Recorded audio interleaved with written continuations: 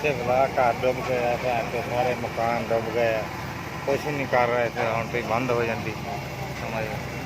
गरीबों के घर डुबे जाते बेचारियों के मकान पक्के कच्चे सारे डिग पे। हुकूमत कुछ भी नहीं कर रही है, कुछ भी नहीं कर रही। इदा ही है जे आवाम गरीब लोग बह गए उत्ते आन के सड़कों पर आन के।